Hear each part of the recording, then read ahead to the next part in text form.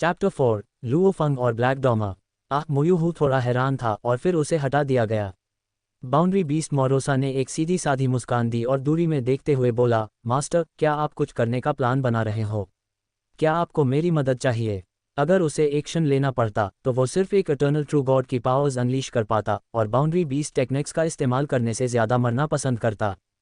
अगर मुझे तुम्हारी मदद चाहिए होगी तो मैं तुम्हें ज़रूर बताऊंगा। लुओ फंग के अंदर एक एक्साइटमेंट थी, उसे बैटल का शौक था और इटर्नल ट्रू गॉड बनने के बाद अब तक उसका किसी काबिल ओपोनेंट से सामना नहीं हुआ था। ठीक है, मोरोसा थोड़ा डिसहार्टेंड फील कर रहा था, उसे भी अच्छी फाइट का इंतज़ार था। तुम यहीं रुककर देखते रहो, मैं पहले जाकर देखता हूँ, लुओ फंग ने कहा और पहले से ही वहाँ की तरफ उड़ गया। मोरोसा ऊपर आसमान में खड़ा ये सब देख रहा था और सोच रहा था, मास्टर अभी इटर्नल ट्रू गॉड ज़्यादा दिनों तक नहीं रहा है और उसके पास कोई पावरफुल सीक्रेट टेक्निक्स को कल्टिवेट करने का मौका नहीं मिला। उम्मीद है यह ओपोनेंट काफ़ी स्ट्रांग होगा ताकि मैं भी शामिल हो सकूं। मोरोसा के अंदर भी लड़ने का जुनून था। बाउंड्री बीस्ट टेक्निक्स के बिना भी सिर्फ पाथ ऑफ डिस्ट्रक्शन को समझकर मोरोसा ने काफ़ी मूव्स बना लिए थे। जैसे ही लुओ फंग और करीब पहुंचा, उसने देखा कि एक ट्रू गॉड स्क्वाड एक फ्लाइंग वेसल में उस एरिया में दाखिल हो रही थी। फ्लाइंग वेसल के अंदर एक वॉइड ट्रू गॉड और 10 से ज़्यादा ट्रू गॉड्स बैठे हुए थे। वो ध्यान से वेसल को ह्यांग सिटी की तरफ ले जा रहे थे, रास्ते में कुछ खतरनाक एरियाज को अवॉइड करते हुए। सुओ यूं, तुम दोनों अब से ह्यांग सिटी में सेटल हो जाओगे, उन्हें लीड कर रहा लंबा बालों वाला आदमी बोला। ह्यांग सिटी एक बड़ी सिटी है जिसमें काउंटलेस ट्रू गॉड्स बसते हैं और वहाँ वॉइड ट्रू गॉड्स भी सिर्फ एक आम मेंबर होते हैं। तुम जैसे ट्रू गॉड्स तो लोअर एशेलॉन में आते हैं। दोनों नौजवान चुपचाप सुन रहे थे। ये लंबा बालों वाला आदमी उनके ट्राइब का चीफ्टन था, जो उनके ट्राइब का इकलौता वॉइड ट्रू गॉड था और काफ़ी सालों से ह्यांग सिटी में रहता आ रहा था। जब तुम ह्यांग सिटी पहुंच जाओ तो हमेशा लो प्रोफाइल रखना। जो लोग अपने ट्रेजर्स को फ्लॉन्ट करते हैं उनका जीना पलक झपकते ही खत्म हो सकता है, चीफ्टन ने उन्हें समझाया। लो प्रोफाइल और फिर से लो प्रोफाइल। तुम चाहे अपने ट्राइब के सबसे टैलेंटेड हो, लेकिन अभी तुम बहुत कमज़ोर हो, तो हमेशा हम्बल रहो। जी, दोनों नौजवान एक साथ बोले। जब तक तुम जैसे ऑर्डिनरी ट्रू गॉड्स अपने आप को शो ऑफ नहीं करते, कोई तुम्हें तंग नहीं करेगा। आखिर ह्यांग सिटी के अपने कानून और ऑर्डर हैं, चीफ्टन ने आगे कहा। लेकिन अगर तुम अपनी वेल्थ फ्लॉन्ट करोगे तो चुपचाप अपनी जान खो बैठोगे और ह्यांग सिटी के गार्ड्स को कभी भी गुनहगार नहीं मिलेगा। हाँ चीफ्टन, ये बातें आप पहले भी कई बार कह चुके हो। ये दोनों बच्चे ज़रूर याद रखेंगे, टीम के दूसरे मेंबर्स हंस पड़े। चीफ्टन ने मुस्कुराते हुए सिर हिलाया। ह्यांग सिटी पहुंचते ही सबसे पहले अपनी ब्लड लाइन थरली चेक करवाना, उसके बाद अपने लिए जो सीक्रेट टेक्निक्स फिट बैठती हैं उन्हें ढूंढना। ह्यांग सिटी में काउंटलेस अपॉर्चुनिटीज़ हैं, अगर तुम उन्हें समझ पाए तो तुम्हारे पास वॉइड ट्रू गॉड बनने का भी चांस हो सकता है। सुओ जी और सुओ यूं की आंखों में इच्छा चमक उठी। वह अपनी पूरी जिंदगी ट्राइब में बिताने के लिए तैयार नहीं थे, उन्हें डर था कि ट्राइब के अंदर वह हमेशा सिर्फ ट्रू गॉड्स बनकर ही रह जाएंगे। उनकी भी इच्छा थी कि वह एक दिन वॉइड ट्रू गॉड्स बने और भी अद्भुत चीज़ें देखें। चीफ, आप चिंता मत करो, हमने ह्यांग सिटी में कैसे सर्वाइव करना है सब अच्छी तरह याद कर लिया है, सुओ यूं बोला। चीफ ने थोड़ा सिर हिलाया, लेकिन अचानक उसका चेहरा बदल गया। यह अच्छा नहीं है। चीफ का ऑरा तुरंत सर्ज हो गया और उसने अपने डिवाइन बॉडी को जलाना शुरू कर दिया, अपनी पूरी डिवाइन पावर लगाकर पूरे फ्लाइंग वेसल को कंट्रोल करने लगा। फ्लाइंग वेसल के सर्फस पर एक के बाद एक चमकदार फॉर्मेशंस उभरने लगे।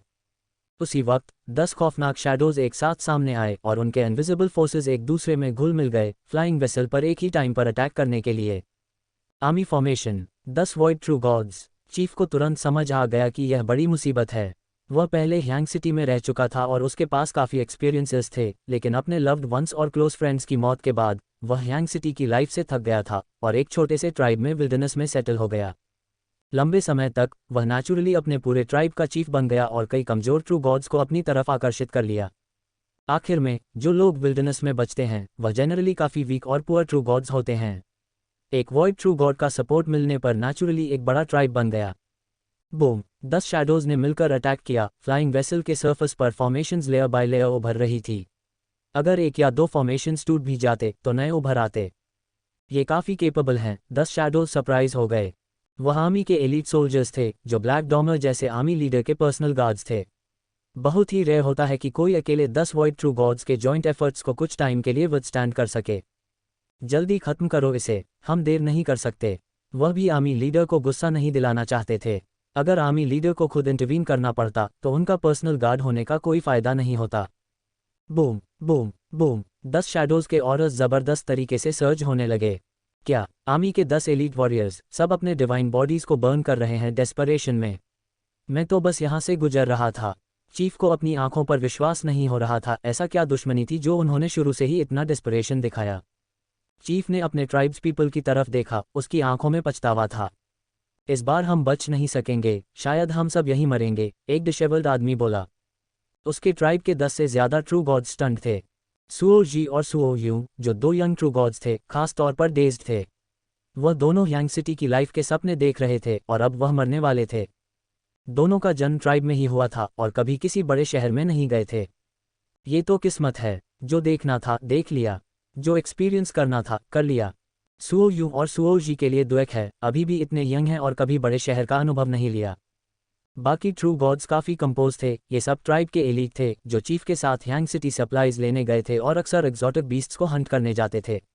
इन्हें लाइफ और डेथ का अच्छा अनुभव था। क्या अब मेरी बारी है? चीफ ने कामली अपनी किस्मत का इंतजार किया, उसकी नज़र पुरानी यादों में खो गई। बाकी ट्रू गॉड्स भी फ्लाइंग वेसल के बाहर देख रहे थे उस टेरिफाइंग सीन को जो सीज का था। हर कोई अपनी मौत का इंतजार कर रहा था। अचानक, यह क्या है? यह चीफ, सुओ जी, सुओ यू और बाकी सब ट्राइब्स पीपल शॉक्ड हो गए जब उन्होंने देखा। एक black head man dark golden horns के साथ अचानक से सामने आ गया, उसकी नज़र बहुत गहरी थी। जब वह आया तो 10 शैडोज इतने डर गए कि तुरंत भाग निकले। ये तो इटर्नल ट्रू गॉड है। फ्लाइंग वेसल के अंदर चीफ सबसे फास्ट रिएक्ट करते हुए बाहर निकला और रिस्पेक्टफुली झुक गया, सुप्रीम वन को प्रणाम। लुओ फंग ने उसकी तरफ देखा, धीरे से सिर हिलाया और हाथ हिलाकर पूरे फ्लाइंग वेसल को चीफ समेत अपने अंदर ले लिया। लुओ फंग को शायद उस अनजाने इटर्नल ट्रू गॉड का सामना करना पड़ता और उससे डर था कि हल्की सी रिवर्बरेशन भी इन कमजोर बीइंग्स की मौत का कारण बन सकती थी। वह बेचारों और इनोसेंट लोगों को इन्वॉल्व नहीं करना चाहता था, इसलिए पहले उनको अंदर ले लिया। फिर लुओ फंग ने ऊपर देखा, उस जगह की तरफ जहां एक जबरदस्त शक्ति छिपी हुई थी और जहां से 10 शैडोज भी भाग चुके थे। मुझे तुम दिख रहे हो, लुओ फंग मुस्कुराते हुए बोला। दूर एक ब्लैक रोब में जो फिगर छुपा था, उसके दांत गुस्से में भिज गए।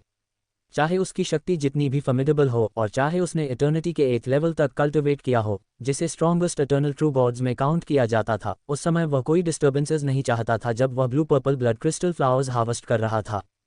लेकिन जैसे कहते हैं, जिसका डर होता है वही होता है। यह मेरा कल्टिवेशन का एरिया है। एक टेरिफाइंग फोर्स थोड़ी रिलीज हुई, एक डीप वॉइस में बोला गया, ये गुजरने वाले डिवाइन बीइंग, प्लीज यहाँ से चले जाओ। डिवाइन बीइंग एक रिस्पेक्ट का टर्म था ओरिजिन कॉन्टिनेंट में। मेरा कल्टिवेशन का एरिया। लुओ फंग हंस पड़ा, मुझे तो एक सेलेस्टियल ट्रेजर का ऑरा महसूस हो रहा है। वह टेरिफाइंग पावर से घिरा हुआ फिगर फाइनली अपने आप को पूरी तरह रिवील करता है, एक ब्लैक रोब फिगर के रूप में। अब उस फिगर के चेहरे पर एक सलन और आयरेट एक्सप्रेशन था।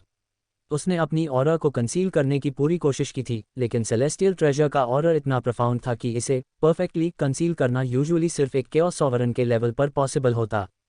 Blue purple blood crystal flowers का ब्लूमिंग पीरियड सिर्फ 10 दिन का होता है और इन 10 दिनों के दौरान मेरे अलावा एक और इटर्नल ट्रू गॉड यहाँ से गुजर गया है और उसने भी इस ट्रेजर का ऑरा फील कर लिया है। ब्लैक रोब वाला फिगर अंदर ही अंदर सोचता है।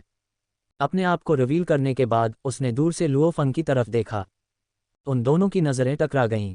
यहाँ एक सेलेस्टियल ट्रेजर है और मैंने सबसे पहले डिस्कवर किया, ब्लैक रोब फिगर ने कहा। जो भी इसे मुझसे छीनने की कोशिश करेगा, मैं उसे मार दूंगा। वह एक तरह का जुआ खेल रहा था। वह उम्मीद कर रहा था कि लुओ फंग, जो इस सेलेस्टियल ट्रेजर के डिटेल्स के बारे में नहीं जानता होगा, बिना सोचे समझे कॉन्फ्लिक्ट इनिशिएट नहीं करेगा। लेकिन उसे यह नहीं पता था कि लुओ फंग अपने कुछ इंपॉर्टेंट आइटम्स के अलावा काफ़ी गरीब था और अर्जेंटली उसे ट्रेजर्स की ज़रूरत थी रिसोर्सेज एक्सचेंज करने के लिए।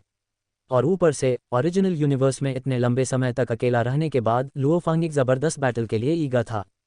मुझे ट्राई करना है, लुओ फंग ने कहा, उसकी आंखों में फाइटिंग स्पिरिट चमक रही थी। तुम मुझे मजबूर कर रहे हो, ब्लैक रोब फिगर ने धीरे से ठंडी सांस भरी। सराउंडिंग एनवायरनमेंट एकदम से डार्क हो गया और उसके 10 पर्सनल गार्ड्स चुपचाप डिसइंटीग्रेट हो गए और मर गए। जब वे मर रहे थे तो उनके चेहरे पर डिसबिलीफ था। क्या तुमने अपने सबऑर्डिनेट्स को मार दिया? लुओ फंग ने कंफ्यूजन में पूछा। जब उन्हें सेलेस्टियल ट्रेजर के बारे में पता चल गया तो उनका मरना तय था, ब्लैक रोब फिगर ने कामली जवाब दिया। आमतौर पर वे कुछ और दिन जी सकते थे और जब काम खत्म हो जाता तब उन्हें मार दिया जाता। लेकिन तुमने मुझे ये करने पर मजबूर किया। आम ट्रेजर्स के लिए अपने पर्सनल गार्ड्स को मारने की ज़रूरत नहीं थी। ब्लैक डॉमा काफ़ी केपेबल था ऐसे ट्रेजर्स के आसपास होने वाले क्यूरियोसिटी को हैंडल करने में। लेकिन ये वायलेट ब्लड क्रिस्टल फ्लावर बहुत ही कीमती थी और एक बार एक्सपोज्ड हो जाने पर यह बहुत ज़्यादा प्रॉब्लम्स ला सकती थी। ब्लैक डॉमा को पता था कि वह इसके कॉन्सिक्वेंसेस को नहीं झेल पाएगा, इसलिए उसका सल्यूशन ये था कि वह सभी बीइंग्स को एलिमिनेट कर दे जो इस एरिया के आसपास आए, उन 10 पर्सनल गार्ड्स को भी जो उसके साथ थे। मुझे अपना नाम बताओ, तुम एक इटर्नल ट्रू गॉड हो तो तुम्हें याद रखा जाना चाहिए, ब्लैक रोब वाले फिगर ने कहा। क्योंकि मैं मरने वाला हूं इसलिए ज़्यादा जानने की ज़रूरत नहीं है, लुओ फंग ने जवाब दिया। ब्लैक रोब वाला फिगर गुस्से से हंसी मारता है। उसे आसानी से अटैक करने का मन नहीं था क्योंकि ओरिजिन कॉन्टिनेंट पर कोई भी इटर्नल ट्रू गॉड को अंडरएस्टिमेट नहीं करना चाहिए। कोई नहीं जानता कब कोई ज़बरदस्त ट्रेजर सामने आ जाए। लेकिन इसका मतलब यह नहीं था कि उसकी कॉन्फिडेंस कमी थी। ब्लैक डॉमा, जो इटर्नल एटफोल्ड रेल्म तक पहुंचा हुआ था, को इटर्नल ट्रू गॉड्स में बहुत ही पावरफुल माना जाता था। इसी वजह से उसे हैंग सिटी में अलग अलग मामले देखने के लिए असाइन किया गया था। ये वेटरन बहुत कॉशियस है, लेकिन यह इटर्नल ट्रू गॉड आसमान और धरती की वास्टनेस नहीं समझता। ब्लैक रोब वाला फिगर अपने किलिंग मूव को तैयार करता है जो एक ही पल में अनलीश होता है। लुओ फंग ने इसे महसूस किया। कोई अननोन प्रिंसिपल ऑफ ओरिजिन उसे किया जा रहा था। एक ब्लैक सिल्वर कोन बिना किसी वार्निंग के सामने आ गया। इस ब्लैक सिल्वर कोन की सरफेस पर डेंस सीक्रेट रून्स थीं जिनका फ्लो बहुत ही पावरफुल था। जैसे ही यह अपीयर होता है, ये लुओ फंग के सामने होता है। इसका स्पीड स्पेस को डिस्टॉर्ट कर रहा था और टाइम के फ्लो में हल्का फ्लक्चुएशन क्रिएट कर रहा था। लुओ फंग का बॉडी छोटा था, लेकिन एक परफेक्ट डिवाइन बॉडी होने के नाते इसका साइज चाहने पर बदल सकता था। ये छोटा सा लगता था लेकिन असल में ये बहुत बड़ा था। और उसके घर के छोटे यूनिवर्स में डिवाइन पावर लगातार कंडेंस हो रहा था जो ट्रू गॉड के दिल से जुड़ने की वजह से सप्लाई होता था। इसे लुओ फंग का डिवाइन बॉडी लगातार बढ़ता रहा। ब्लैक सिल्वर कोन लुओ फंग के आधे हाइट का था और ये तुरंत उसके चेस्ट पर बूम के साथ लगा। ऐसा लगा जैसे दो ऊंचे पहाड़ तेजी से टकरा गए हों। अपनी परफेक्ट डिवाइन बॉडी के साथ भी लुओ फंग को ब्लैक सिल्वर कोन के इम्पैक्ट से पीछे हटना पड़ा और उसकी रिट्रीट से खुद खाली जगह भी हिल गई। साथ ही एक कोन के बाद एक और बिना किसी वार्निंग के सामने आ गए। जब यह अपीयर हुए तब ये कोन्स ऑलरेडी लुओ फंग के सामने थे। कुछ कोन्स उसके सिर पर लगे, कुछ उसके पीछे, कुछ उसके चेहरे पर। कोन्स हर तरफ से लुओ फंग पर अटैक कर रहे थे। टोटल 19 कोन्स थे। यह 19 कोन्स एक साथ काम कर रहे थे। इनकी भयानक स्ट्राइक्स एक फ्लो की तरह कंटिन्यूअसली आ रही थी जो डिस्ट्रक्टिव पावर के साथ लुओ फंग के शरीर में घुस रही थी, उसकी डिवाइन बॉडी को पूरी तरह से तोड़ने की कोशिश कर रही थी। हर कोन एक अजीब टॉक्सिन भी ट्रांसमिट कर रहा था जो लुओ फंग के डिवाइन बॉडी में घुस रहा था और उसकी कॉन्शियसनेस को खत्म कर रहा था। लॉ टॉक्सिन, लुओ फंग ने महसूस किया। उसकी आंखें एक्साइटमेंट से चमक गईं। ये सच में इंटरेस्टिंग है। उसके लिए इतना समय हो गया था जब से उसने इतने इंटरेस्टिंग ओपोनेंट का सामना किया था।